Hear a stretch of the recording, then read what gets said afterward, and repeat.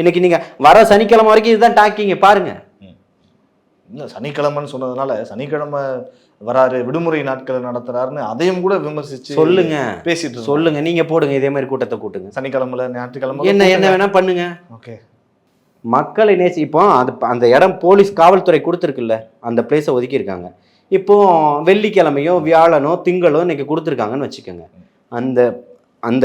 அந்த இடமே பள்ளிக்கூடம் 12ஆம் வகுப்பு வரை இருக்கக்கூடிய பள்ளிக்கூடத்தினுடைய இதில் தான் கொடுத்துருக்குறாங்க.